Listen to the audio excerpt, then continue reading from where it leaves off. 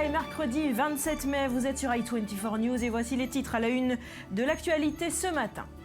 Une roquette Grad tirée hier soir sur la ville d'Ashdod en Israël. Tsahal a riposté cette nuit en visant des cibles terroristes dans le sud de la bande de Gaza. L'épuisement au travail, ce qu'on appelle le burn-out, bientôt reconnu comme maladie professionnelle. Les débats se sont ouverts hier à l'Assemblée. Cette forme moderne de dépression touche 3 millions de Français. En Espagne, elle devrait être intronisée maire de Barcelone dans les jours qui viennent. Ada Colau, héroïne des pauvres, devient ainsi le premier maire au monde issu du mouvement des indignés. Et puis le covoiturage en Maserati, l'échange de palaces, la colocation de jets privés pour les milliardaires. L'heure n'est plus à l'outrance et au tapage, mais au partage. Le luxe sharing, ce sera en fin d'émission.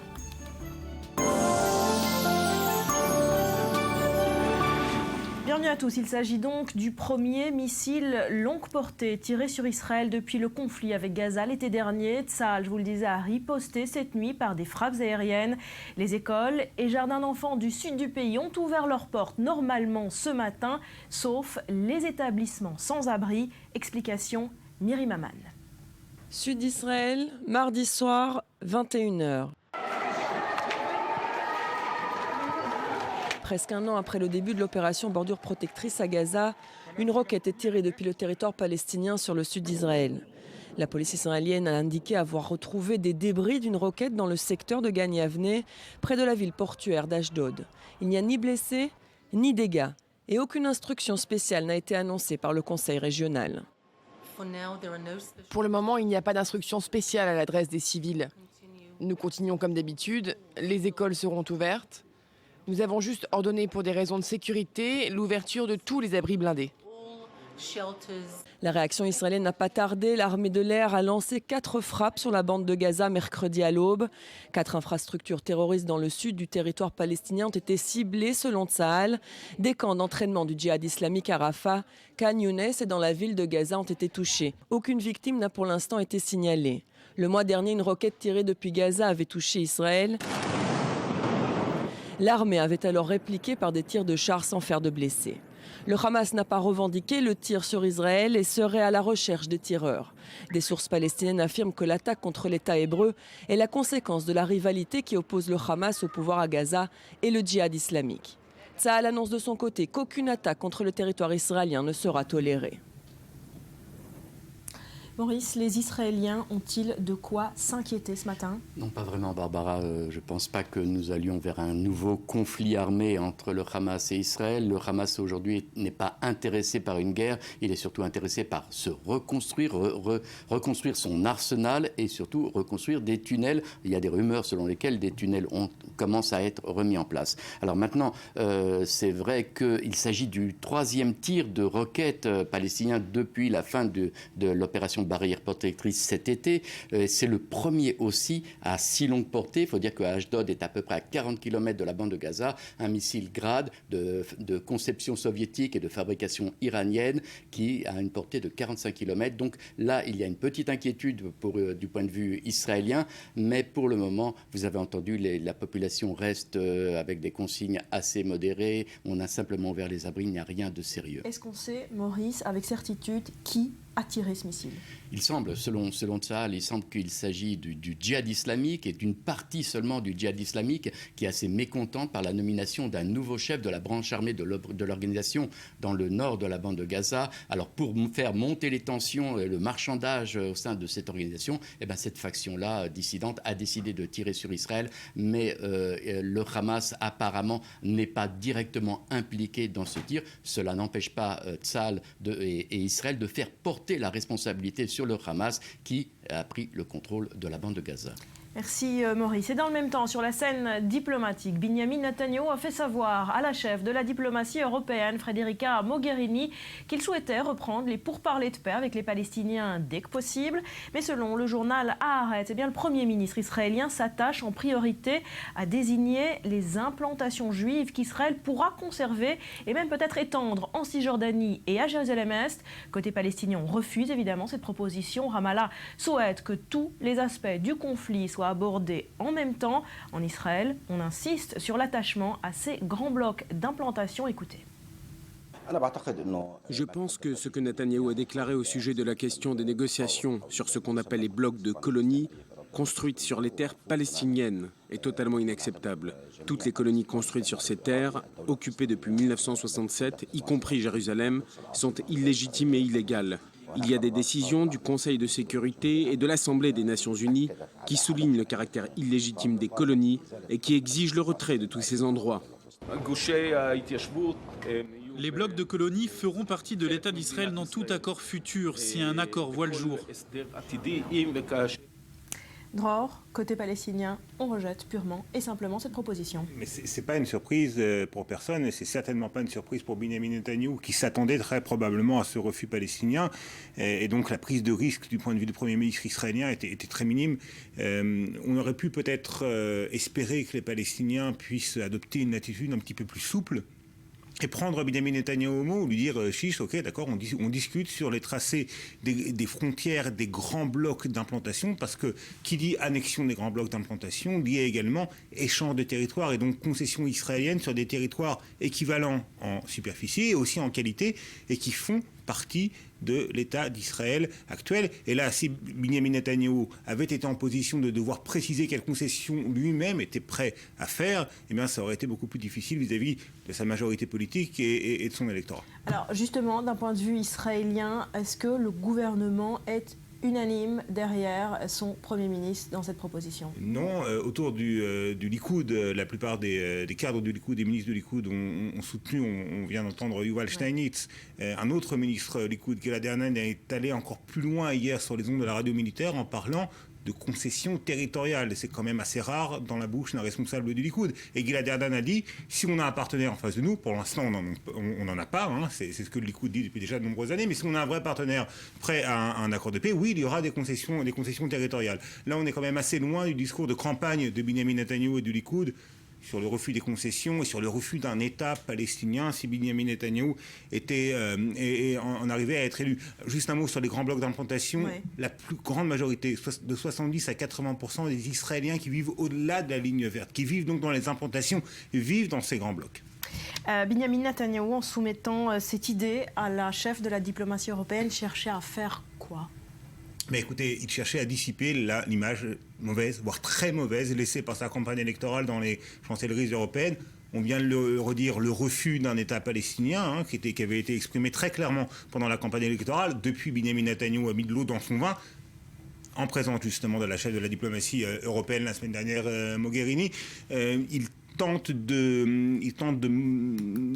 modifier l'image de marque assez mauvaise, encore une fois, qu'il a auprès des chancelleries européennes. Et d'après plusieurs sources concordantes, Benjamin Netanyahou a accordé beaucoup d'importance à cet entretien la semaine dernière avec la numéro 1 de la diplomatie européenne, Madame Mogherini. Il a véritablement tenté de la convaincre de sa bonne volonté et de sa volonté de reprendre les négociations avec les Palestiniens en soumettant cette idée qui, encore une fois, on l'a dit tout à l'heure, n'était pas vraiment une prise de risque pour lui d'un point de vue politique. Et il tablait sur le refus palestinien.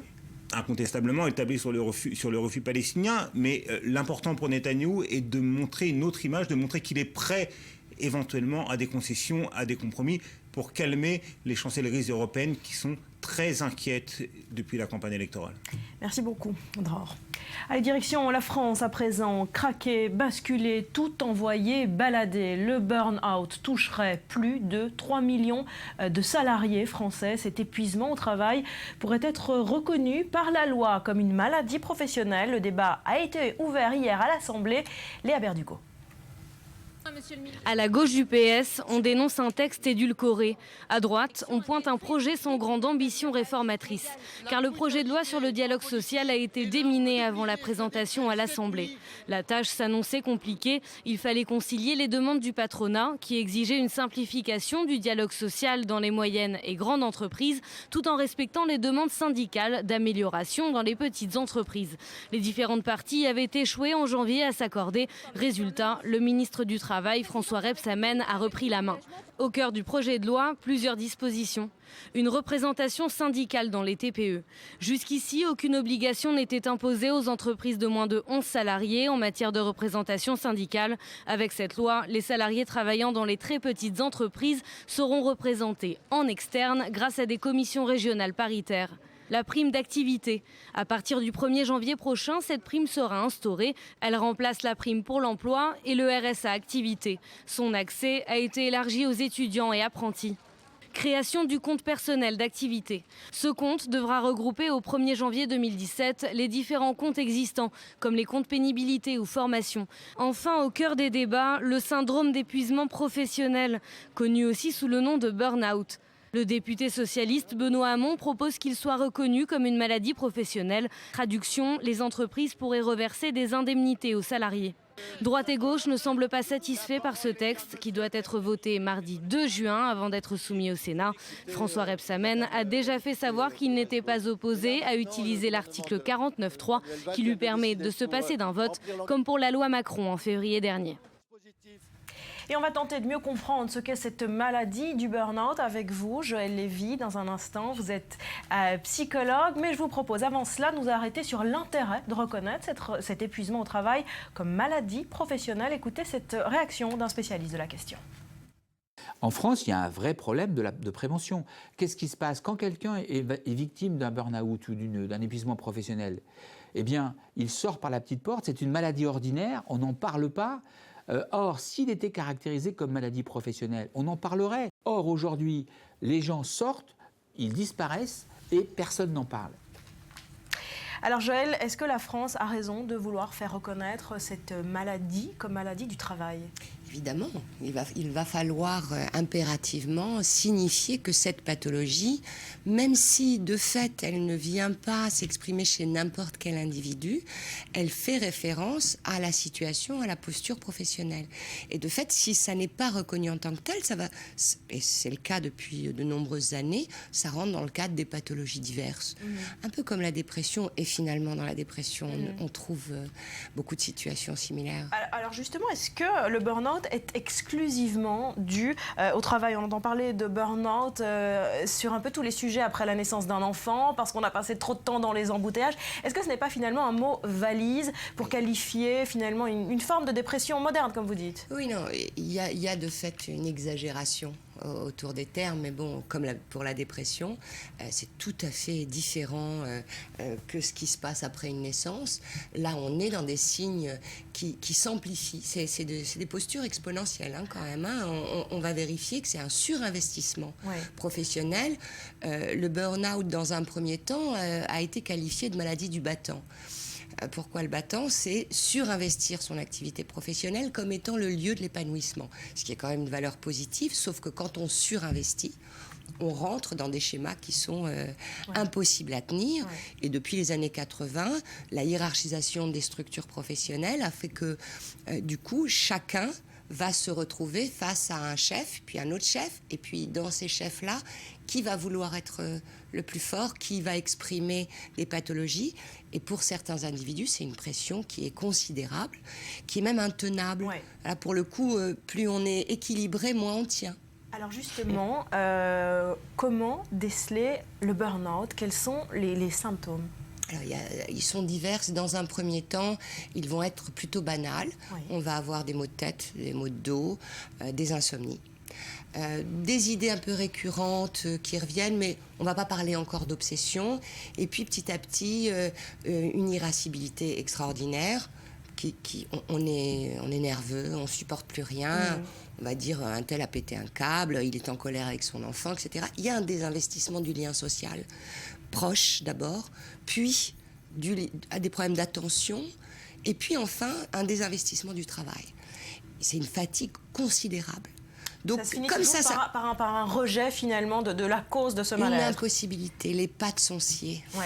J'ai envie de dire, les jambes ne peuvent plus avancer, le cerveau ne peut plus penser, et puis des signes après psychiques importants. Il peut y avoir des impacts sur des addictions, la consommation d'alcool, etc. Mais le signe principal, c'est le désinvestissement du lien social, de baisse de la libido, un manque d'envie. Alors ça s'apparente aussi à la dépression. Ça, et malheureusement, on va dire « Oh bah il fait pas beau, oh bah j'ai trop de boulot en ce moment, etc. » C'est pas tout à fait de cet ordre-là. C'est pas tout à fait. Parce que, encore une fois, ce type de pathologie va s'inscrire chez des personnes extrêmement battantes, extrêmement solides, et du coup, la chute n'en est que plus sévère. C'est un peu ça le problème. Après cette chute, Joëlle, comment se soigne un burn-out ? Alors, pas par miracle. Bon, quelques séances chez le psy vont pas suffire, évidemment. Il y a aussi à rétablir l'équilibre physique qui est complètement démobilisé, le rapport au sommeil, le rapport à l'alimentation. Ça s'accompagne souvent de maux de perte de poids, de maux divers. Et puis, il va y avoir à couper avec le milieu professionnel pour pouvoir réfléchir à qu'est-ce qui fonde le malaise, regarder cette activité professionnelle avec plus de réalisme, et tout ça, ça va se travailler tout doucement, ça ne peut pas être le fruit d'une... C'est pour ça que ce type de décisions légales vont être importantes, parce qu'il va falloir du temps. Et le problème, c'est que les personnes sont en complète dépréciation, sont en échec et ont le sentiment d'incompétence totale, donc elles disparaissent de la circulation dans leur solitude, et on va assimiler ça à une dépression. Sauf qu'il faut reprendre tout ça, pas seulement sur un point de vue personnel, mais aussi sur la vision qu'on a du travail. Merci beaucoup, Joëlle Lévy, d'avoir été avec nous ce matin. Allez, cette question, à présent, on parle politique. Les Anglais vont-ils bientôt quitter l'Union européenne ? C'est désormais un scénario tout à fait plausible. 28 mois après avoir promis d'organiser un référendum sur le maintien de son pays dans l'Union, eh bien David Cameron part à l'offensive. Il entame cette semaine une délicate tournée passant par Paris et Berlin pour vendre aux dirigeants européens ce qui n'est plus seulement une pièce de sa stratégie de politique intérieure, mais un vote bien réel. Il a été triomphalement réélu le 7 mai dernier. Il avait promis de renégocier les relations avec l'Union européenne et même d'obtenir un référendum sur la question du maintien ou non de la Grande-Bretagne dans l'ensemble communautaire. Le Premier ministre britannique reçoit son ennemi d'hier, Jean-Claude Juncker. La rencontre a lieu à la campagne, moins officielle qu'au 10 Downing Street. L'objet des discussions, l'insatisfaction des Britanniques et la façon dont l'Europe doit répondre à leurs préoccupations. Une réponse possible selon David Cameron, l'Europe doit changer. Le Premier ministre réclame une modification des règles sur les prestations sociales, ceci pour endiguer ce qu'il nomme le tourisme social. Les migrants d'autres pays de l'Union européenne devraient, selon David Cameron, justifier de 4 années de présence sur le sol britannique avant d'être éligibles à tout un ensemble d'avantages sociaux.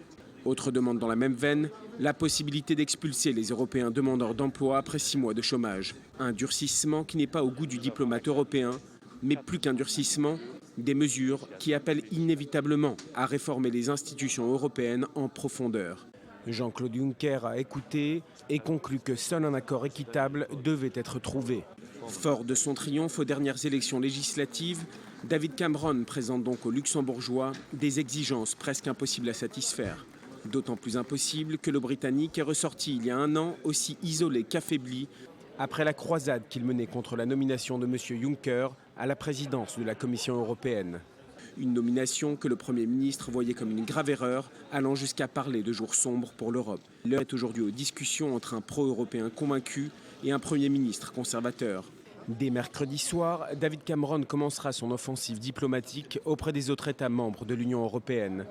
Danemark, Pays-Bas, France, Pologne et Allemagne, il compte s'entretenir avec l'ensemble de ses 27 partenaires européens avant le sommet des chefs d'État et de gouvernement fin juin à Bruxelles. David Cameron s'apprête donc à concrétiser une promesse de campagne compliquée. Le seul référendum sur la question de l'appartenance de la Grande-Bretagne à l'Union européenne avait lieu il y a 40 ans. Et puis cet autre tremblement de terre européen qui se dessine en Espagne, elle devrait être intronisée maire de Barcelone dans les jours qui viennent. Ada Colau, héroïne des pauvres, devient ainsi le premier maire du monde issu du mouvement des indignés, la gauche radicale. Rudy, que sait-on de cette révolutionnaire ? On sait surtout que rien ne l'a prédestiné à être à la tête d'une des plus importantes villes d'Espagne, voire la capitale économique du pays et culturelle aussi, Barcelone. Alors c'est vrai que si elle fédère 3 petits partis de gauche, elle va devenir Madame le maire. Ada Colau, ce n'est pas une professionnelle de la politique, mais c'est plutôt une routarde du combat associatif. Elle est issue de la classe moyenne barcelonaise, une famille de classe moyenne de moins en moins moyenne. Voilà ce qu'elle dit. Elle étudie la philosophie avant d'abandonner ses études et puis là, elle va vivre de petits boulots et elle va se consacrer au militantisme politique dès 2001, mais de manière quasi professionnelle à temps plein. Elle sera contre la Banque mondiale en 2002, contre la guerre en Irak en 2003, contre la finance folle les années suivantes et en 2008, donc, elle fonde le PAH, Plataforma de Afectados pour la Hipoteca. C'est une sorte de droit au logement version espagnole. Alors, elle est de tout, les sittings pour refuser à l'époque les 600 000 expulsions dues à la crise des subprimes. Alors, ce sont d'ailleurs ces photos de cette époque qu'on voit qui depuis dimanche fleurissent sur le web et deviennent virales. Parce que certains pensent que ce statut de militant n'est pas raccord avec le poste important de maire d'une des plus grandes villes du monde. Et puis, alors que d'autres se félicitent enfin de voir une citoyenne et non pas une politique professionnelle, une vraie citoyenne à la tête d'une ville. Alors, cela donne des détournements assez cocasses. Vous allez le voir sur cette image. Voilà, on va voir sur l'image suivante. Voilà, est-ce que vous voulez quelque chose, Madame le maire, un café, quelque chose à manger? Effectivement, il y a un décalage entre les deux parties de sa vie. C'est inhabituel, hein? Absolument. Ouais. Est-ce qu'on sait à quoi va ressembler son mandat? Oui, alors dans son programme, il y a 4 mesures fortes, assez radicales. On va les voir. La plus spectaculaire, c'est une charte éthique qui plafonne drastiquement les salaires de l'équipe municipale. En clair, son salaire va passer de 12 000 euros à 2 200 euros. Autre mesure phare, la fin des expulsions et la réquisition des logements vacants. Elle promet que 30% des nouvelles constructions à Barcelone seront des logements sociaux. Troisième mesure phare, un revenu minimum pour les familles les plus démunies. Et enfin, la mesure la plus contestée, c'est le contrôle du tourisme à Barcelone. Elle pense qu'il y a trop d'hôtels et que cela, justement, se fait au détriment des prix à l'intérieur de la cité catalane. Voilà, des mesures assez radicales. Alors justement, on parle de tremblement de terre, de séisme au cœur de l'Espagne. Pourquoi? Alors c'est une élection qui était prévisible puisqu'on sentait monter la colère et en même temps c'est assez inespéré. Écoutez-la, c'était dimanche soir, elle était en larmes et elle s'adressait à ses militants juste après la victoire. C'est la victoire de la citoyenneté, de l'espérance, de l'envie, du changement, contre la peur, contre la campagne de résignation. Et c'est la victoire de tout le monde et de tout Barcelone.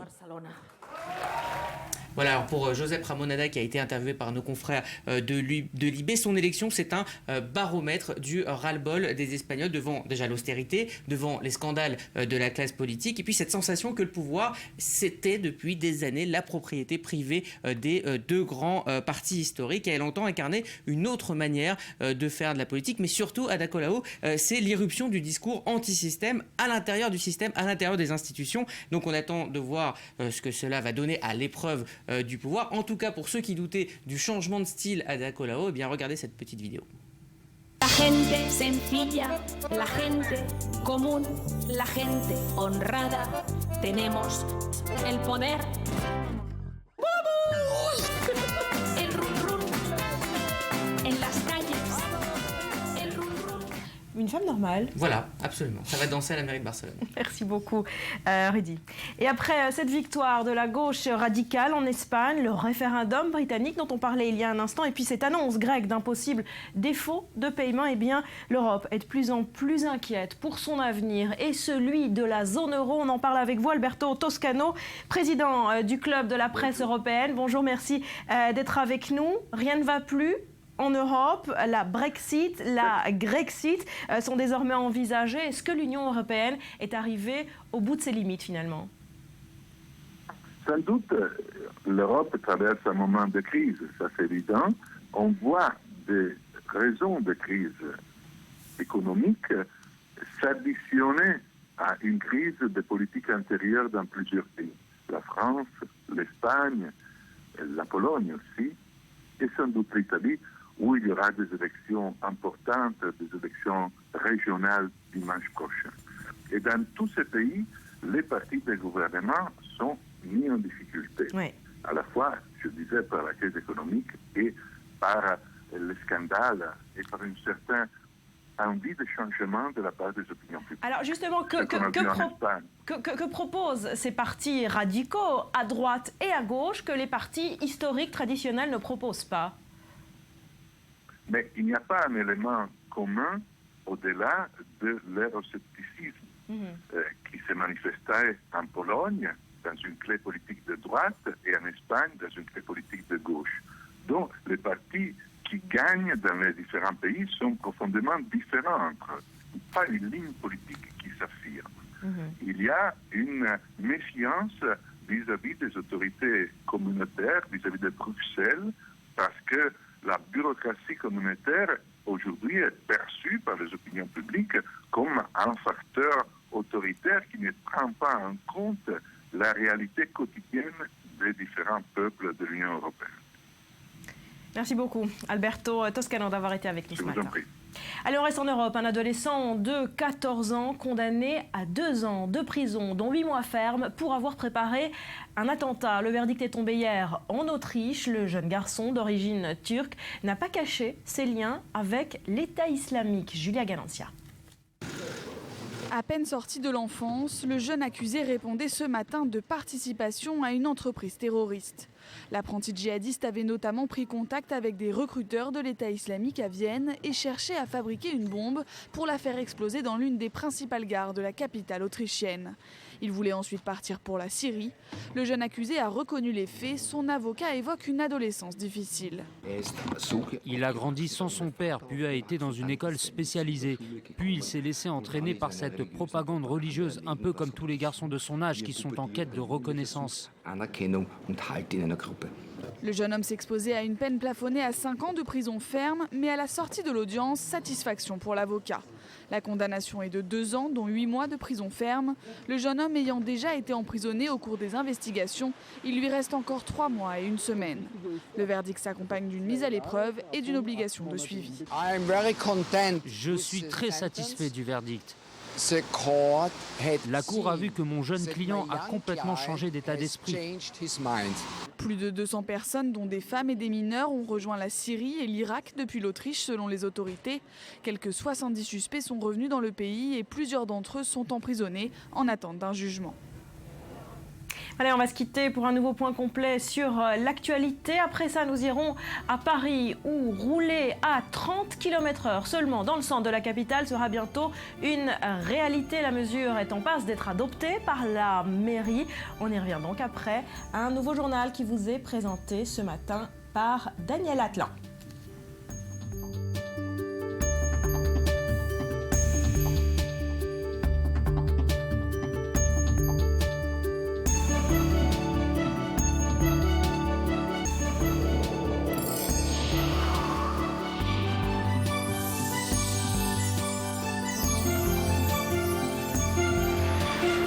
Merci d'être avec nous sur le plateau du Morning. On démarre avec cette information. Ça s'est déroulé il y a quelques heures.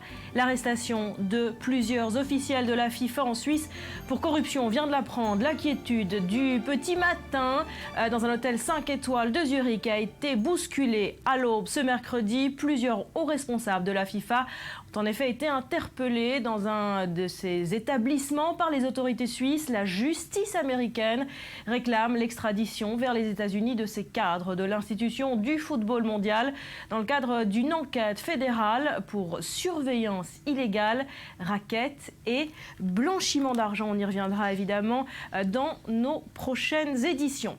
En France, l'UMP pourra s'appeler les Républicains. Le tribunal des référés de Paris a rejeté hier le recours d'association et parti de gauche.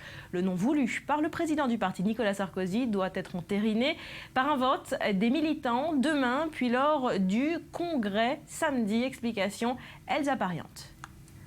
Aucune obstruction juridique à ce que l'UMP devienne les Républicains. Pas de troubles manifestement illicites, ni de dommages imminents. Telles sont les principales conclusions rendues par le tribunal de grande instance de Paris. Un tribunal saisi par 4 partis ou associations de gauche et plus d'une centaine de particuliers dans le cadre d'une procédure d'urgence. Si le feuilleton judiciaire n'est pas terminé, l'UMP se félicite de cette décision. Ils ont subi un revers terrible.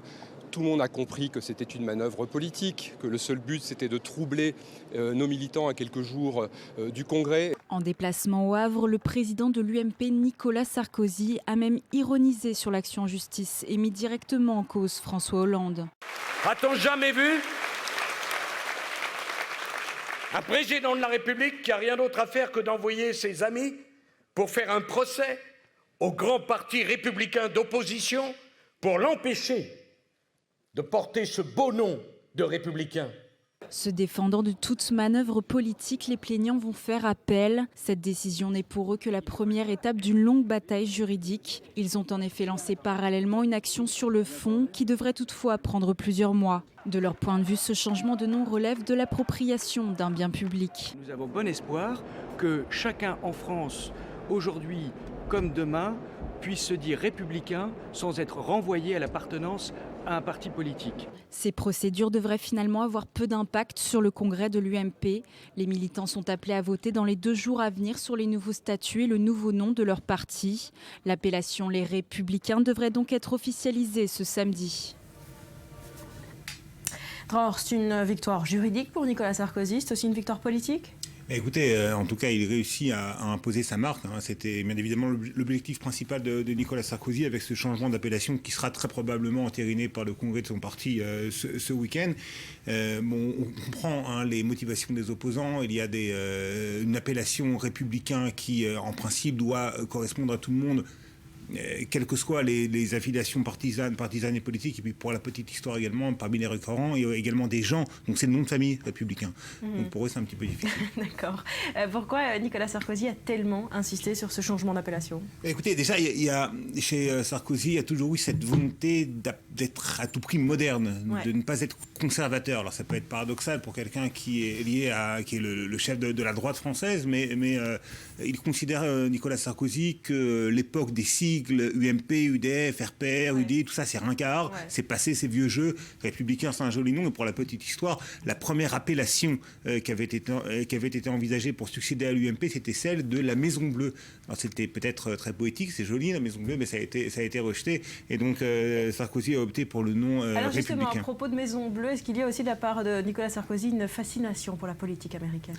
Oui, probablement. On sait que Nicolas Sarkozy est très atlantiste de par ses choix géopolitiques et qu'il est également très influencé par la vie politique américaine. Et comme certains reprochent justement à gauche au Parti socialiste de mener une politique économique finalement très libérale et qui n'a que peu de rapport avec le socialisme originel et qui se rapprocherait peut-être un petit peu plus de la tradition démocrate américaine, justement. Donc peut-être que si François Hollande a des idées, lui aussi une nouvelle appellation, il pourrait transformer le PS en parti démocrate. Et là, l'américanisation de la vie politique française serait totale et achevée. On en est loin, bien évidemment, mais plus sérieusement, la nostalgie pour le vieux modèle républicain. C'est quelque chose qui est très présent chez beaucoup de Français. Et d'ailleurs, Marine Le Pen a basé une grande partie de son succès politique à cette nostalgie-là d'une république très laïque et indivisible, etc.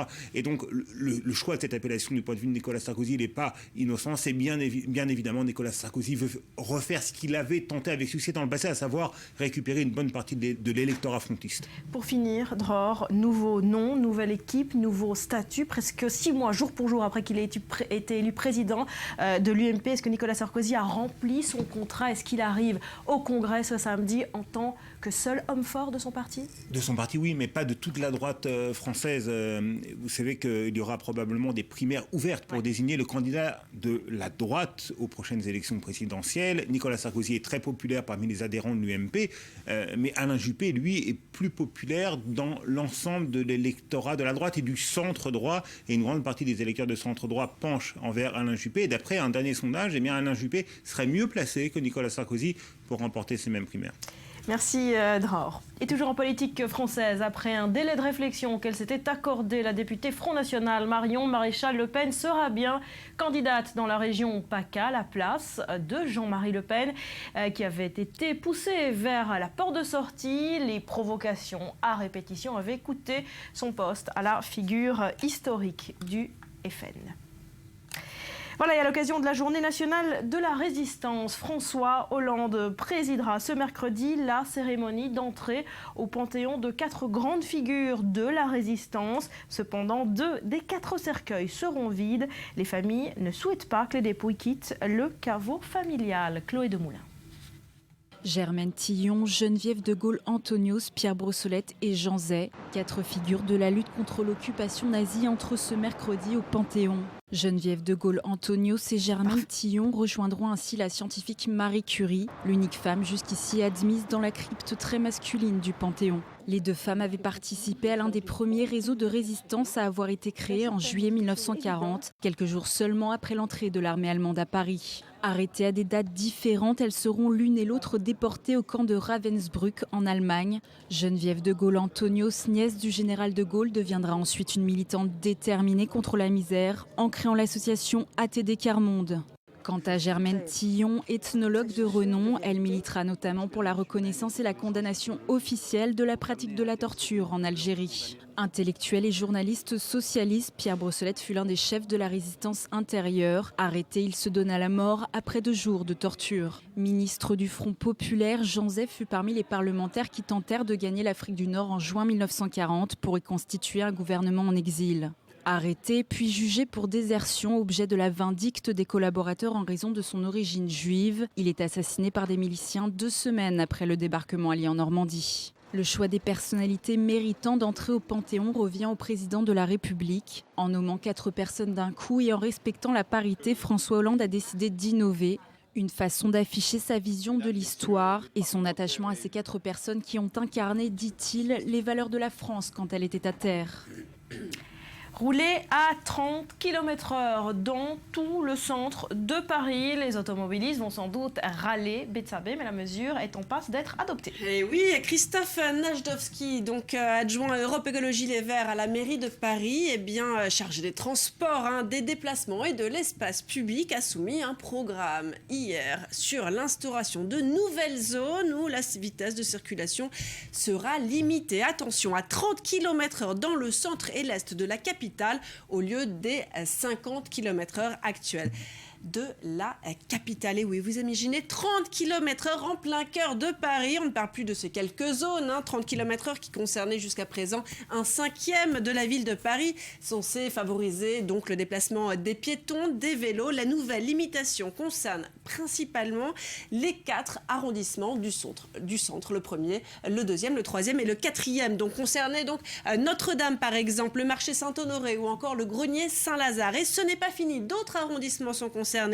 Bercy, l'Étoile, la bibliothèque François Mitterrand notamment. Et attention, la maire socialiste de Paris ne compte pas s'arrêter là. Attention, Anne Hidalgo s'est engagée à généraliser carrément ces limitations à 30 km/h d'ici 2020. C'est seulement dans 5 ans. Objectif: apaiser l'espace public, rendre la rue plus sûre et réduire les nuisances sonores liées au trafic routier. Fin de citation. Bref, de quoi ennuyer les automobilistes, mais sans doute apaiser les riverains quand même.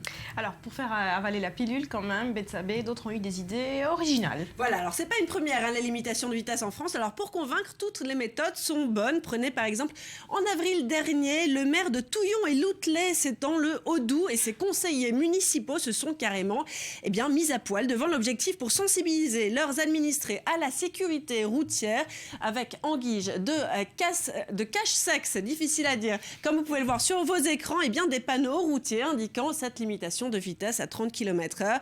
Donc tous nos respects au maire de ce village de 250 habitants qui met sa pudeur au placard pour la sécurité de la voie publique, et les administrés sont absolument ravis des nouvelles affiches. Et puis ça n'était pas la première campagne du genre pour la limitation de vitesse qui s'était faite remarquer en 2014 dans le village de Bretonnière. C'est en Côte d'Or, un panneau installé à l'entrée de la commune avec cette inscription: il reste encore des enfants à écraser, vous pouvez accélérer. Un panneau qui a choqué, avec le risque que votre regard reste perdu par contre sur le panneau et non pas sur la route.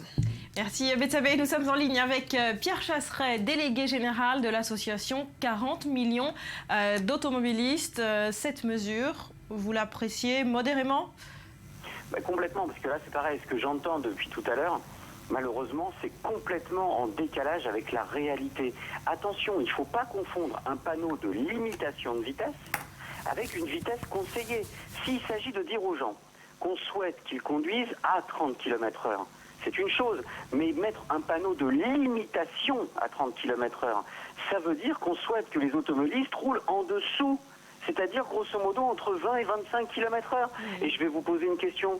Vous avez déjà roulé, vous, pendant 5-6 km à 20 km/h? Personne ne l'a fait.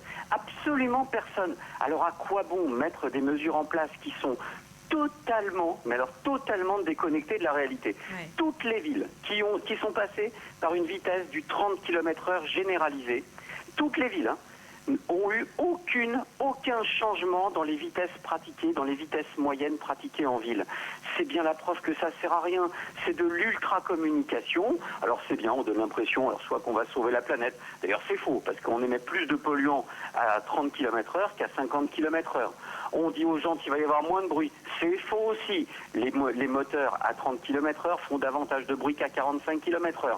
Bref, tous les arguments qui sont mis en avant sont totalement faux et on est là juste pour faire de la communication politique. Cette mesure, Pierre Chasseret, a pour but peut-être aussi de décourager les habitants à prendre la voiture, tout simplement. Mais allons-y, décourageons. Mais moi, je vous propose aussi autre chose. On va carrément mettre des panneaux de limitation de vitesse, on va les mettre à 0 km/h. On va mettre les voitures au point mort. Et puis on va vivre dans des villes apaisées où on ne bosse pas. Pendant ce temps-là, évidemment, en termes économiques, ça va être une catastrophe pour la France. Mais ça, c'est plus un souci. Ce qu'on veut, c'est des villes apaisées où on ne fait strictement rien. Je suis désolé, au bout d'un moment, la voiture, c'est fait pour se déplacer à une certaine vitesse. Les gens qui prennent leur voiture, c'est pas pour rouler à 15 km/h. C'est un vrai exercice de style. Vous pouvez le faire. Il faut faire des zones 30, aux abords des écoles, par exemple. Vous pouvez mettre des zones 30. Mais une zone, ça ne veut pas dire en généraliser. La généralisation du 30, c'est accepter de tuer le 30. Merci beaucoup, Pierre Chasseret. Voilà, c'était le coup de gueule des automobilistes. Allez, on reste en France. 2 ans après la bagarre mortelle qui avait causé la mort du militant Clément Méric, eh bien, tous les protagonistes de cette affaire ont été convoqués hier pour une reconstitution des faits sur les lieux du drame. Les 4 skinheads mis en examen et les 3 militants antifascistes. Le tout s'est déroulé sans incident. Qui, parmi les militants d'extrême gauche ou ceux d'extrême droite, ont attaqué les premiers? Mardi matin, dans le 9e arrondissement de Paris, la brigade criminelle a supervisé la reconstitution du meurtre de Clément Méric, un étudiant en sciences politiques engagé à gauche, mort lors d'une violente bagarre avec les membres d'un groupuscule d'extrême droite. Pour les besoins de la reconstitution, les 2 camps se sont retrouvés pour déterminer la responsabilité de chacun dans la mort de Clément Méric. Pour l'avocat d'Esteban Murillo, principal accusé dans l'affaire, aucun coupable ne se dégage clairement. Et à l'origine de la RIX, on a des responsabilités qui ne sont peut-être pas, comme on l'a dit au départ, du côté de ceux qui se trouvent aujourd'hui mis en cause, voire mis en examen. Mais pour l'essentiel, on en est, le dossier aujourd'hui est pratiquement terminé, pratiquement clôturé. Et l'essentiel, c'est malheureusement une bagarre qui a mal tourné et qui a entraîné la mort de ce malheureux Méric. Il y a bientôt 2 ans, alors qu'il sortait d'un magasin, Clément Méric, 18 ans, et d'autres militants antifascistes croisent un groupe de skinheads. 2 mouvements politiquement opposés et qui commencent à s'affronter dans la rue. L'un d'eux, Esteban Murillo, assène un coup mortel sur l'étudiant du Sciences Po. L'accusé reconnaît l'attaque, mais assure que les militants d'extrême gauche les ont provoqués. À l'époque, la mort de Clément Méric avait causé un vif émoi. Plusieurs milliers de personnes se sont rassemblées en France en hommage à l'étudiant. Le gouvernement avait même dissous le groupuscule 3e Voie, dont les skinheads étaient proches. Mais un combat. Allez, il est 9h moins 2 minutes à Tel Aviv. Vous retrouvez immédiatement Daniel Atlan pour un nouveau point complet sur l'actu. On se retrouve tout de suite après. Restez avec nous.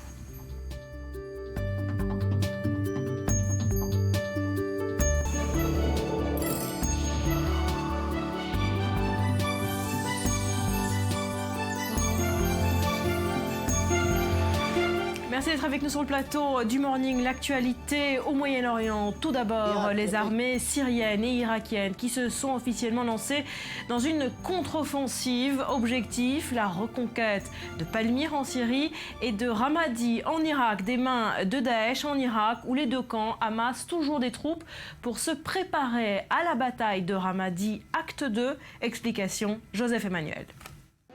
Ils n'auront pas perdu de temps après les critiques américaines. L'armée irakienne, appuyée par des milices chiites, a lancé une contre-offensive de grande ampleur à Ramadi contre les djihadistes de l'État islamique. La zone d'opération couvre les régions du nord et du sud-ouest de Tikrit ainsi que le nord de Ramadi. C'est une zone très vaste, une zone où l'État islamique est présent. L'objectif est simple, reconquérir la ville, capitale de la province stratégique d'Al-Anbar. La Maison-Blanche applaudit, apaisant ainsi les tensions avec Bagdad au lendemain des critiques du secrétaire d'État à la Défense. Il accusait l'armée irakienne de laxisme face à l'État islamique. Les forces irakiennes ne sont pas surpassées en nombre, mais sont en fait largement plus nombreuses que les forces opposées. Et elles échouent pourtant à se battre. Ce qui est apparemment arrivé, c'est que les forces irakiennes n'ont juste montré aucune volonté de se battre. Des critiques américaines qui amènent des critiques iraniennes. La République islamique n'a pas mâché ses mots, considérant que les États-Unis ne font rien pour aider les Irakiens. La polémique enfle et prend une tournure internationale autour du cas Ramadi. La ville avait résisté pendant des mois aux assauts des djihadistes, mais les hommes en noir de Daesh avaient finalement conquis la ville il y a 10 jours. Un revers pour le pouvoir irakien, autant que pour son grand allié américain. Malgré les tensions, les États-Unis continuent d'apporter leur soutien. Des milliers de conseillers militaires se trouveraient dans la base d'Al-Assad, à une centaine de kilomètres de Ramadi. La chute de cette ville irakienne a provoqué la fuite de milliers de personnes et soulève des questions sur la stratégie américano-irakienne. Les quelques 3000 raids aériens de la coalition contre l'État islamique n'ont pas empêché les djihadistes de s'étendre en Irak comme en Syrie. Et la guerre civile syrienne joue en faveur des djihadistes. Depuis 2013, des pans entiers du territoire syrien sont passés sous leur contrôle. Le symbole le plus fort reste la ville de Palmyre. Les djihadistes la contrôlent depuis moins d'une semaine. Les parties de la ville abritant des ruines antiques ont pour l'instant été épargnées, mais des dizaines d'habitants auraient été massacrés. Parmi les victimes se trouveraient de nombreux enfants. Des affirmations de l'Observatoire syrien des droits de l'homme qui contredisent les propos de Damas, le régime assurait avoir évacué les civils. Palmyre est située en plein désert syrien et sa prise constitue une menace sérieuse sur Homs ou Damas, les derniers bastions du régime de Bachar el-Assad. Voilà, toujours dans la région, ce procès sous haute tension qui s'est ouvert hier à Téhéran. Dans le box des accusés, le correspondant du Washington Post américain, Jason Rezaian, jugé à huis clos, est accusé d'espionnage aux grandes dames de l'administration Obama, sur le point, vous le savez, de signer un accord historique avec l'Iran. Yohann Jametta. Il a été arrêté à son domicile en juillet dernier en compagnie de son épouse. Jason Rezaian, un journaliste du Washington Post basé à Téhéran, est accusé d'espionnage pour le compte des États-Unis. En avril, après 10 mois de détention sans le moindre motif, le journal américain dévoilait les chefs d'accusation. Selon les autorités iraniennes, Jason Rezaian aurait recueilli des informations à caractère confidentiel pour les remettre à des gouvernements qualifiés d'hostiles. Des accusations sans fondement, selon la famille du journaliste. Le procès de ce mardi n'est pas public. Nous venons d'apprendre que ce procès ne va pas être public, mais à huis clos. C'était prévisible, mais nous espérions que ma belle-sœur Yagane et ma mère, qui vit à Téhéran, pourraient assister à l'audience. Je viens d'apprendre que ma belle-sœur et ma mère ne seront pas autorisées à y assister. Personne d'autre ne le sera que Jason et son avocat. De nationalité américaine et iranienne, Jason Rezaian était le chef du bureau de Washington Post à Téhéran depuis 2012. Les rédacteurs en chef du journal estiment les charges ridicules et espèrent que le journaliste sera bientôt libéré.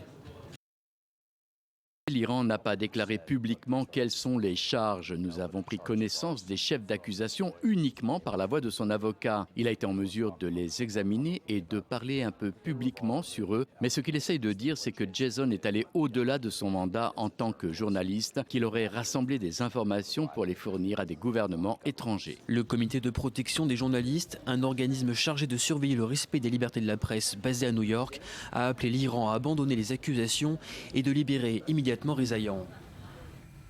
Allez, on reste au Moyen-Orient pour se plonger dans les grands titres des journaux de ce mercredi matin. Maurice, on démarre par l'Israélien Yediot Aharonot qui revient sur ce tir de missile depuis la bande de Gaza hier soir. Et le quotidien Yediot Aharonot titre bien entendu « Gaza rompt le calme ». Hier soir, les sirènes ont retenti dans la région d'Ashdod, au sud d'Israël. Tsahal affirme que le Hamas porte la responsabilité de ces tirs de roquettes qui a finalement touché la localité voisine de Gan Yavne dans la banlieue d'Ashdod. Le quotidien estime que ce tir est le résultat de conflits internes au djihad islamique. Voilà, et le Haaretz israélien revient, lui, sur cet épisode diplomatique entre Benjamin Netanyahou et l'autorité palestinienne. Oui, une information qui était exclusive hier au quotidien Haaretz. Alors c'est Saïb Arikat, membre du conseil exécutif de l'OLP, qui a rejeté le principe d'une négociation sur les frontières des blocs d'implantation en Cisjordanie. Hier, Haaretz, je vous l'ai dit, avait révélé que la proposition avait été transmise par le Premier ministre Netanyahou à la chef de la diplomatie européenne, Federica Mogherini. Il s'agit d'une tentative de légitimation des colonies et la proposition est inacceptable du point de vue palestinien, a déclaré Saïb Arikat. Et puis cette théorie du complot ce matin à la une du Fars News iranien. Oui, une information totalement étrange. Le Mossad aurait préparé des attaques contre des mosquées sunnites en Iran dans le style de l'attaque qui a eu lieu contre une mosquée jeudi dernier en Arabie Saoudite. L'agence de presse iranienne Fars News cite des sources sécuritaires palestiniennes affirmant que l'objectif est de monter les populations sunnites contre les chiites et le régime iranien. Les sources sécuritaires palestiniennes ne sont pas citées et n'en disent pas plus. Et puis Lorient Le Jour libanais revient sur la guerre en Syrie. Oui, pour le quotidien libanais, le chef de la diplomatie turque a révélé en début de semaine que son pays et les États-Unis se sont entendus sur le principe d'une protection aérienne accordée à certaines composantes de la rébellion syrienne. Et le quotidien libanais d'affirmer qu'une zone d'exclusion aérienne signifierait quasiment la chute du régime syrien. C'est un game changer, affirme le quotidien, car si le régime n'a plus son aviation, il ne contrôlera plus aucune région, sauf peut-être celle du Kalamoun, affirme Lorient Le Jour, où ce sont les hommes du Hezbollah qui combattent. Et toujours au sujet de l'EI, cette histoire particulière à la une du Jordan Times. Oui, le quotidien jordanien a enquêté sur les combattants de l'État islamique en lune de miel à Raqqa, la capitale du califat proclamé par Daesh. Le journal a suivi Abou Bilal al-Romsi, tout juste marié avec une Tunisienne après plusieurs mois de correspondance par mail. Après le mariage, ils sont allés au restaurant sur le bord de l'Euphrate, au menu grillade et crème glacée, une soirée romantique rendue possible grâce à une bourse de $1 500 qui leur permettra ainsi de démarrer dans la vie.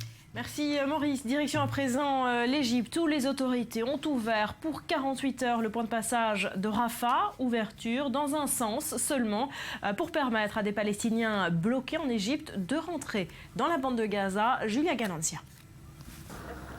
Le point de passage de Rafah entre l'Égypte et la bande de Gaza est de nouveau réouvert pour 48 heures seulement. Une mesure exceptionnelle pour laisser passer les Gazaouis qui étaient bloqués du côté égyptien de la frontière. Le passage reste interdit dans le sens opposé. Depuis 2 mois et demi, j'étais aux Émirats arabes unis. Nous avons entendu que le passage allait rouvrir, donc nous sommes venus du côté égyptien.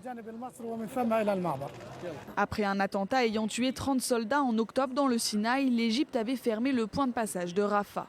Le pays avait aussi imposé un état d'urgence et un couvre-feu dans certaines zones de cette péninsule et établi une zone tampon le long de la frontière avec Gaza. La majorité des Palestiniens qui transitent par Rafah sont des étudiants se rendant à l'université en Égypte ou ailleurs, ou des personnes qui ont besoin de soins médicaux. Je suis parti le 10 mars pour le traitement des yeux de mon fils et nous sommes restés coincés ici 77 jours. Aujourd'hui, nous sommes de retour. 77 jours du 10 mars au 26 mai, alors que j'avais juste besoin de 7 jours, mais ils ont fermé le passage. Les autorités égyptiennes accusent régulièrement des combattants du mouvement islamiste Hamas qui contrôle la bande de Gaza de se servir des tunnels sous la frontière pour faire passer des armes. Des armes qui servent à perpétrer des attaques revendiquées par le groupe djihadiste égyptien Ansar Bet al-Magnes, une mouvance terroriste qui a fait allégeance à l'organisation État islamique. Direction à présent le nord d'Israël où le village arabe d'Harara organise en ce moment une exposition destinée à rendre le high-tech plus accessible à la jeunesse arabe israélienne. Saoussan Chazli et Léa Volbert sont partis à la rencontre de cette ONG à l'origine de l'initiative. Assoub est une ONG en mission pour la communauté arabe en Israël. Assoub a commencé comme un groupe de jeunes gens qui croyaient en la nécessité d'augmenter les opportunités d'emploi au sein du secteur arabe. La technologie est au premier plan de toutes les industries mondiales. Nous ne voulons pas être à la traîne. En arabe, Assoub signifie ordinateur. Cette exposition dans le village arabe de Harara réunit 2 générations. Les plus jeunes, pour qui la technologie est presque une seconde nature, et leurs parents, qui sont venus se familiariser avec cet univers. Quand notre communauté va avoir accès à ces innovations, aller à Tel Aviv n'est pas une nécessité. Notre jeune génération est très créative, nous n'avons besoin que d'un débouché pour lui permettre de s'exprimer. La différence d'âge des participants n'est pas le seul élément notable de l'exposition. Parmi les intervenants, de nombreuses jeunes femmes voilées. Preuve, s'il en faut, que technologie moderne et religion sont loin d'être incompatibles. Il y a de nouvelles opportunités dans notre société et en tant que femmes, nous voulons en faire partie et en bénéficier, en particulier à cause de l'idée reçue selon laquelle seuls les hommes seraient intéressés par le domaine des hautes technologies. Autre objectif de l'ONG Assoub, faciliter l'accès aux hautes technologies aux personnes handicapées des communautés arabes. Nous avons mis au point un appareil qui reproduit la fonction du système nerveux humain. Cela permet aux personnes ayant un handicap lié au système nerveux de pouvoir déterminer la température des objets sans avoir à les toucher pour ne pas se mettre en danger.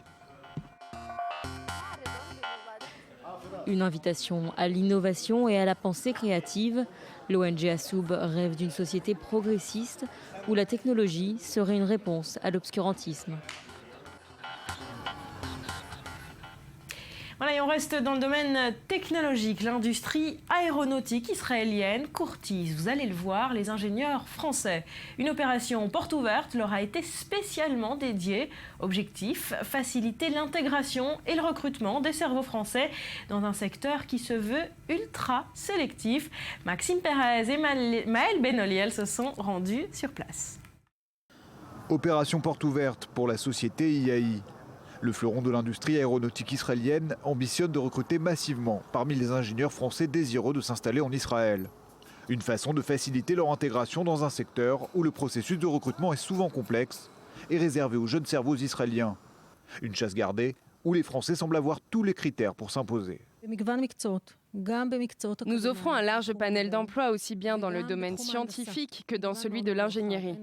Les domaines concernent aussi bien le développement des systèmes que la programmation informatique, la cybernétique, la machinerie ou encore le génie industriel. Nous pensons qu'une personne arrivant de France avec son expérience, son savoir-faire et son parcours académique peut tout à fait intégrer nos équipes. L'entreprise IAI emploie à ce jour près de 15 000 personnes, dont plus d'un tiers sont des ingénieurs. Parmi les départements phares des industries aéronautiques israéliennes, le développement de jets privés, comme ces avions Gulfstream. Nombre de ces modèles sont exportés et certains utilisés pour des missions de renseignement en temps de guerre. Daniel Halimi est arrivé dans les années 80 en Israël, après des études au Technion et une vingtaine d'années au sein de l'armée de l'air de Tsahal. Ce francophone a intégré IAI. D'abord comme directeur de projet et ensuite comme directeur adjoint de cette usine d'assemblage. Il y a énormément. Les technologies sont développées en Israël, que ce soit dans le high-tech et dans l'aviation, dans toutes les parties que je puisse connaître. Énormément de travail, énormément de possibilités. Et surtout, on donne beaucoup de chance aux jeunes ici en Israël. Arrivé lui aussi de France, Jacques travaille depuis 35 ans dans la société IAI. Son secteur, ce sont les drones dont Israël s'est fait une expertise depuis la production du Scout, le tout premier avion sans pilote made in Israël. Aujourd'hui, les modèles se sont diversifiés.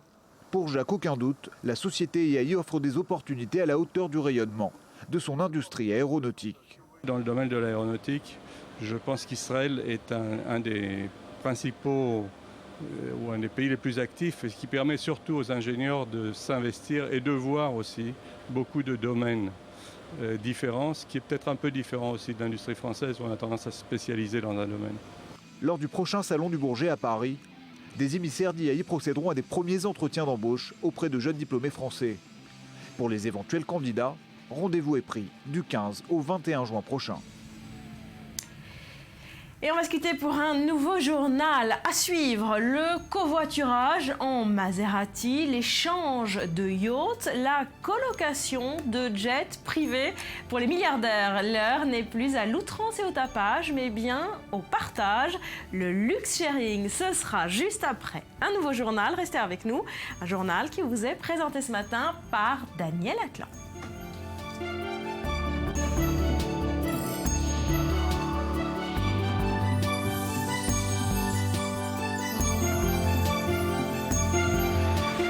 Merci d'être avec nous sur le plateau du Morning. On revient sur cette information, l'information de la matinée. Arrestation impressionnante parmi les cadres de la FIFA. Ça s'est déroulé à l'aube dans un hôtel de Zurich. Mathias Inbar, on en sait désormais un petit peu plus. Oui, Barbara, 10 cadres en tout sont concernés par cette enquête qui a été diligentée depuis les États-Unis vers Zurich. Et c'est hasard ou pas du calendrier, c'est vendredi, donc dans 3 jours, qu'a lieu le congrès annuel de la FIFA et surtout la réélection possible de Sepp Blatter, qui est en place le président de l'instance internationale de football depuis 1998. Et certains diront que ce n'est pas un hasard parce que les principaux opposants de Sepp Blatter vantent une plus grande transparence de cette instance par rapport à certains qui diront de l'opacité qui a été gérée par Sepp Blatter. En tout cas, cette enquête qui concerne non seulement des droits de retransmission télévisée qui auraient été détournés et surtout l'obtention de Coupe du Monde. Et en ligne de mire, on parle aussi de la Coupe du Monde de la Russie en 2018 et surtout du Qatar en 2022. On sait combien elle est controversée, cette nomination. Sepp Blatter fait-il partie des cadres arrêtés ? Non. Sepp Blatter ne fait pas partie des cadres arrêtés. Lui-même se serait dit surpris de cette opération coup de poing, de ce coup de filet de la police. On le sait, les États-Unis demandent l'extradition des personnes concernées. Ils devraient d'ailleurs l'obtenir. En attendant, reste à savoir ce que cela va influer. En tout cas, si cette arrestation va influer les élections, la grande élection de vendredi, parce que Sepp Blatter joue sa survie. On le sait, il est opposé au prince Ali. Et le prince Ali a d'autres cartes à jouer, notamment vis-à-vis de cette opération. Alors que sait-on de l'enquête, une enquête sur une vingtaine d'années? Sur une vingtaine d'années, elle dure depuis 20 ans, sur des sommes colossales. Pour un ordre d'idée, uniquement les droits de retransmission télé du championnat de France, uniquement, cela concerne uniquement 800 millions d'euros. Vous imaginez à l'échelle planétaire ce que cela représente lorsqu'une compétition comme la FIFA est présentée sur nos écrans de télévision. Donc notamment des droits télévisés, l'obtention de droits de Coupe du Monde et aussi également des congrès internationaux, des matchs amicaux. Pour finir, Mathias, est-ce qu'on peut dire que la FIFA est une institution gangrénée par la corruption depuis de nombreuses années ? Vous me demandez finalement de juger une instance. Cette instance est gangrénée, certes, par des scandales de corruption. Est-ce qu'elle est de manière récurrente gangrénée ? Je dirais que non. Maintenant, il reste beaucoup à faire. La raison pour laquelle Jérôme Champagne a jeté l'éponge, il était candidat autoproclamé à la succession, en tout cas à la succession de Sepp Blatter. Il a jeté l'éponge parce que, effectivement, il y avait, selon lui, trop de dessous de table. Reste à savoir ce qui va se passer d'ici vendredi. Merci beaucoup Mathias. Allez, autre information, une question. B.B. King a-t-il été empoisonné près de 2 semaines après la mort du célèbre bluesman? Eh bien, 2 de ses filles ont accusé ses collaborateurs de l'avoir empoisonné. L'État du Nevada a annoncé l'ouverture d'une enquête pour homicide. B.B. King empoisonné, une éventualité désormais envisagée très sérieusement. Une enquête pour homicide a été ouverte ce lundi, près de 2 semaines après la mort de la légende du blues. Ce sont ces 2 filles qui accusent le manager et l'assistant personnel de leur père de l'avoir empoisonné. Mort le 14 mai dernier à Las Vegas, le guitariste de 89 ans avait tenu à continuer ses tournées jusqu'à la fin de l'année. Souffrant de graves problèmes de santé, une querelle s'était initiée entre certains de ses enfants et son manager sur la façon de le soigner. Les allégations aujourd'hui portées par Karen Williams et Patty King sont considérées comme ridicules et purement diffamatoires par l'exécuteur testamentaire de B.B. King. Aucun élément factuel n'a pour l'instant été évoqué par les 2 filles pour éventuellement justifier de telles allégations. Toutefois, le corps du guitariste va être autopsié et les résultats ne seront pas connus avant 6 à 8 semaines. Une étape cruciale de l'enquête qui repousse les funérailles prévues à Memphis. B.B. King, membre du trio des Kings de la guitare blues, était considéré comme l'un des plus grands guitaristes de tous les temps. Plus de 50 albums à son actif, le Grammy Award du meilleur album de blues traditionnel reçu 10 fois, une influence sur Eric Clapton et George Harrison, quelques preuves de la carrière impressionnante de Riley B. King, une aura incontestable aujourd'hui entachée par le lancement de ce feuilleton judiciaire. Elle est célébrée dans le monde entier tout au long du mois de mai. La fête des mères existe depuis plus d'un siècle. Deuxième dimanche du mois aux États-Unis, dimanche prochain en France. On fête donc les mères. Alors d'où vient cette fête? Qui sont nos mamans préférées et surtout quel cadeau leur offrir? Betsabé, vous avez toutes ces réponses. Alors déjà, à quand remonte la fête des mères, à votre avis? En France, c'est Pétain, c'est ça, 45? Ah, mais bien, même pas mal, Rudy, mais ça remonte même à plus loin. Prenez à l'échelle du monde l'origine de la fête des mères remonte à la Grèce antique. Et oui, Rhea, la mère de tous les dieux, est alors célébrée. Et puis les Romains également fêtent les femmes et les mères au 5e siècle avant Jésus-Christ. La fête des mamans au printemps arrive sous Napoléon. Alors Napoléon voulait-il rendre hommage aux femmes? Eh bien, pas vraiment, il voulait surtout booster la natalité. Alors la fête s'installe peu à peu jusqu'à ce que le maréchal Pétain institue la Journée nationale des mères. Nous sommes le 25 mai 1941 et puis c'est sous la présidence de Vincent Auriol qu'une loi légitime la fête des mères. Elle aura dorénavant lieu tous les derniers dimanches du mois de mai. Et puis pour la petite histoire, eh bien aux États-Unis, la fête des mères remonte à 1907. C'est cette année-là qu'une femme dont la mère était morte le second dimanche du mois de mai, eh bien, a demandé aux autorités d'instaurer une journée pour les mamans. Et ça a marché. Alors pour toutes les mamans, en principe, est-ce qu'il y a des femmes qui attirent plus l'attention que d'autres? Eh bien, il y a des mamans préférées. Alors je vous pose cette question. Qui est, à votre avis, la maman que les Français préféraient avoir? Aucune idée. Barbara? Non, la mienne. Ça, c'est vrai. Pas mal. Réponse, regardez vos écrans. Simone Veil, c'est la conclusion d'une enquête menée par Caprice des Dieux Ipsos en mars dernier. Selon l'Institut de sondage, la femme politique française fait l'unanimité chez les hommes et les femmes et chez les plus de 35 ans. Et oui, puisqu'elle incarne non seulement un modèle de mère, mais celle qui a su à la fois incarner une maman et mener de front sa carrière politique. En deuxième position, vous avez Annie Dupéré. Les Français ont sans doute dû être influencés par le rôle de cette comédienne dans cette série Une famille formidable. Attention, elle y a joué quand même la maman depuis 22 ans. Alors à force, eh bien, ça rentre dans la tête. Viennent ensuite Michelle Obama, et oui, ou encore les actrices Meryl Streep et la française Sophie Marceau.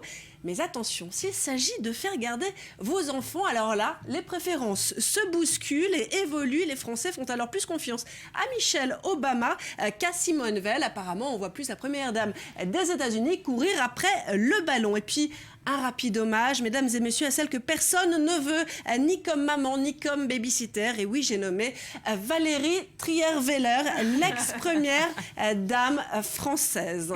Vous êtes d'accord? Vous n'en voudriez pas de Valérie Trierweiler comme maman? Ça serait compliqué. Vous préférez Sophie Marceau? Oui, puis je garde la mienne, c'est mieux. Évidemment, Rudy, on garde tous la vôtre. Allez, parlez-nous des cadeaux. Betsabé, on offre quoi à sa maman? C'est toujours très compliqué. Alors, on va rendre service aux mamans. Cette année, si vous me permettez, on va dresser une liste des cadeaux à ne pas faire. Et oui, selon LSA Conso, magazine de la grande consommation, eh bien, les cadeaux qu'elle redoute le plus sont en première position le fer à repasser, vient ensuite le drone, la centrale vapeur, l'aspirateur, la machine à soda, le jeu vidéo, l'ustensile de cuisine et oui, apparemment, ça arrive, un bonnet ou autre chapeau. Oui, Rudy? Il manque le collier de pâtes ou le dessin très très moche. Alors moi, j'adore le collier de fleurs aussi. Oui, oui, mais vous qui êtes maman, comment vous réagissez avec un dessin pas très joli, mais fait avec bon cœur? Je vous arrête tout de suite, Rudy. Les dessins de nos enfants sont toujours magnifiques. C'est ça, exactement. J'avais dit que c'est absolument magnifique et que c'est un futur Picasso. Alors, pas facile, en tout cas, collier de pâtes ou non, de ne pas tomber dans le panneau. Les magasins et les sites internet s'empressent de vous vanter leur dernier sèche-cheveux, robot mixeur, etc., de vous faire croire que c'est cela dont elle rêve votre maman. Pas un peu sexiste finalement, la fête des mères, on peut se demander en France. Exactement, d'ailleurs en Israël, eh bien, la fête des mères a été remplacée par le jour de la famille pour ne pas discriminer les hommes. Voilà ce qui est moins sexiste. Merci Betsabé. Justement, on parlait de cadeaux pour la fête des mères. Les fleurs restent un grand classique et les rosiéristes français ne cessent de chercher de nouvelles variétés pour accommoder les goûts. Un processus long qui tente pourtant de suivre les nouvelles tendances des consommateurs. Regardez. Blanches, roses ou bicolores, à pétales simples ou doubles, en buisson ou grimpante, c'est dans des serres comme celle-ci, appelées salles des mariages, que naissent les variétés de la reine des fleurs, à partir d'une méthode simple que Catherine connaît par cœur. Je prélève avec le pinceau la poudre et j'applique. Et je mets donc une étiquette où il y a la date, le numéro de la mère, le numéro du père, donc pollen, puis un numéro de croisement pour qu'il soit identifié par la suite. Ce processus d'hybridation a déjà donné naissance à plusieurs milliers de variétés à travers le monde et fait le succès des rosiéristes français depuis la fin du 19e siècle. Les critères de la rose parfaite sont nombreux. Premier d'entre eux, les envies des consommateurs. En ce moment, surtout, ce qui revient à la mode, c'est d'avoir des rosiers de jardin parfumés. C'est ce que tout le monde a envie d'avoir dans son jardin. Donc c'est plutôt vraiment la tendance. Après, la résistance aux maladies aussi, c'est la tendance, puisque ça va dans tout ce qui est respect de l'environnement, etc. Donc ça, je pense que les amateurs le recherchent beaucoup. 5 à 7 ans, c'est le délai pour créer une variété. Une fois pollinisée, la rose est plantée, puis passe de nombreuses sélections. Résultat, sur 150 000 variétés récoltées par an, moins d'une dizaine finira sur le marché. Un processus long et presque sans fin, tant les possibilités de création sont vastes. Votre goût n'est pas le même que le mien, donc les critères qui font que cette variété est la meilleure pour moi ne sont pas forcément les vôtres. Donc il faut que j'aille chercher une variété qui réponde à vos critères. Et on est plusieurs milliards sur la Terre, donc allons-y, créons des variétés. Une rose par habitant.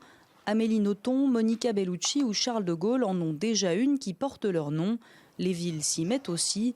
Fin mai, lors du Festival international des roses, Lyon dévoilera sa nouvelle ambassadrice de charme.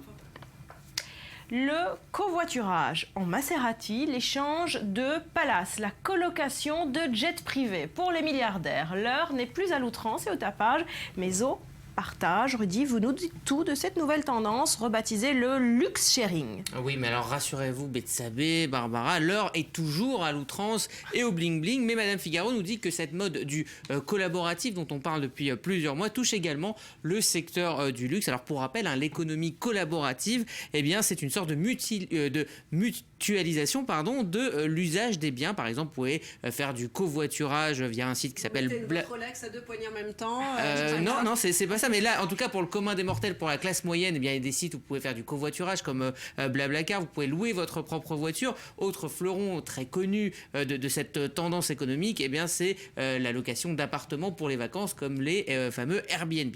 Dans l'industrie du luxe, il en est de même. Dans ce monde feutré, la tendance est au partage aussi. Par exemple, on peut partager un trajet en jet privé via un site qui s'appelle Cojetage. Alors le principe est simple, on loue des places restantes dans son propre... Par exemple, vous avez votre jet privé, Barbara. Donc il vous reste 2 ou 3 places. Vous les mettez quelque part en vente, entre un stade Tel Aviv, par exemple. Vous pouvez le faire et on partage les frais. Autre exemple, le site shareboat.fr qui vous propose de louer des bateaux triés sur le volet, car c'est même le site qui décide ou non de faire rentrer votre bateau dans son catalogue. D'accord, est-ce que... Ça coûte cher ou pas? Excusez-moi. Ça vaut la peine? Ça coûte on cher, divise les frais, quoi. Voilà, on divise les frais. Par exemple, un trajet en jet peut vous coûter seulement 600 €. C'est-à-dire que finalement, ça met le luxe à porter tous, mais c'est absolument pas le but de cette tendance. Alors justement, le but de cette tendance, c'est de diviser les frais. C'est dû à la crise économique? Non, c'est loin d'être la crise. Là, l'idée, c'est de renforcer le lien social, rencontrer de nouvelles personnes. Mais attention, il faut rencontrer de nouvelles personnes de son propre milieu social. C'est-à-dire qu'on veut rencontrer d'autres personnes fortunées. Donc en s'échangeant des villas ou des Ferrari... C'est très gratuit. On renforce le lien social gratuitement aussi. Non. Là, l'idée, c'est que vous échangez votre Ferrari. Donc évidemment, vous tombez sur un autre propriétaire de Maserati. Donc pour l'instant, on reste dans la même classe sociale. On reste dans l'entre-soi, en fait. Alors tout le monde s'y met. Même les milliardaires les plus célèbres. Richard Branson, par exemple, met en location sa maison de Verbier en Suisse. Vous pouvez donc être chez Richard Branson pour une semaine. C'est aussi pour les milliardaires une manière de mettre en avant leur goût de la déco. C'est-à-dire, c'est une manière de montrer leur goût et de montrer à quel point c'est bien décoré chez eux. Et il y a aussi ce sentiment délicieux d'être chez quelqu'un, une petite sensation. Est-ce que louer du luxe, finalement, Rudy, ne dévalorise pas le luxe? C'est plus du luxe quand on le partage, finalement. Non, alors au contraire, c'est devenu branché. C'était tabou, c'était complètement exclu. Et puis, finalement, c'est très branché. Par exemple, les robes de créateurs qui coûtent plusieurs milliers, voire dizaines de milliers d'euros. Eh bien, l'article de Madame Figaro nous dit que le marché de l'occasion et même le marché du troc ont explosé dans le domaine du luxe en quelques mois. Et c'était tabou et c'était mal vu. Et là, ça devient une expérience collective valorisée, car même si on est milliardaire, absolument, il faut se serrer les coudes. Hôtellerie Passy, c'est pas du gâteau. Hôtellerie Passy, tel est notre ghetto. Salut, tu vas bien? Salut, tu vas bien? Y'en a marre du fauchon, du hédia, saumon, caviar. Voilà, il manque plus que les sites de rencontres pour les riches. Mais il y a. Quand j'ai enquêté pour i24 News sur les sites de rencontres. Vous avez enquêté. Oui, j'ai enquêté sur vos conseils. Vous cherchez à rencontrer un milliardaire. Non, on voulait savoir comment ça marche les sites de rencontres et effectivement, j'ai essayé. C'était jamais vu. Et on m'a pas investi dans une enquête. Allez, merci beaucoup, les amis. Je vais aller garer mon jet. Absolument, juste là. Merci à vous d'avoir été avec nous. Je vous souhaite de passer une très belle journée. On se retrouve avec grand plaisir dès demain. Tout de suite, un nouveau point complet sur l'actu avec Daniel Atlan. Portez-vous bien.